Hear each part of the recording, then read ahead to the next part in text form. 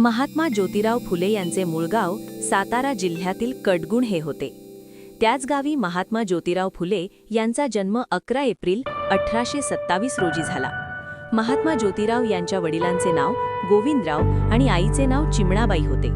शेवटच्या पेशव्यांच्या काळात महात्मा फुले यांचे वडील आणि 2 चुलते फुले पुरवण्याचे काम करीत होते. त्या काळात शिक्षण फक्त उच्च जातींसाठी होतं, पण ज्योतिबांनी ठरवलं शिक्षण हा प्रत्येकाचा हक्क आहे.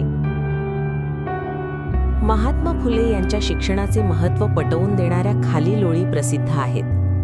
विद्येविना मती गेली, मतीविना नीती गेली, नीतीविना गती गेली, गतीविना वित्त गेली, वित्ताविना शूद्र खचले, इतके अनर्थ एका अविद्येने केले.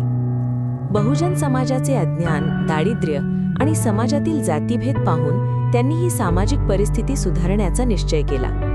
त्यांनी इसवी सन 1848 साली पुण्यामध्ये बुधवार पेठेतील भिडे यांच्या वाड्यात महाराष्ट्रातील मुलींची पहिली मराठी शाळा काढून तेथील शिक्षिकेची जबाबदारी पत्नी सावित्रीबाईंवर सोपवली आणि यानंतर ज्योतिबांनी अस्पृश्यांसाठी शाळा सुरू केल्या.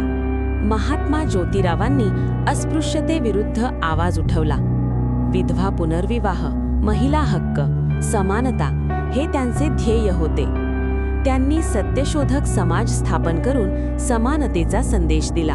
त्यांना विरोध झाला, अपमान झाला, पण ते कधीच थांबले नाहीत, कारण त्यांचा विश्वास होता सत्य आणि शिक्षणच समाज बदलू शकतात. आज आपण जे शिक्षण घेतो ते त्यांच्या संघर्षामुळेच शक्य झालं आहे.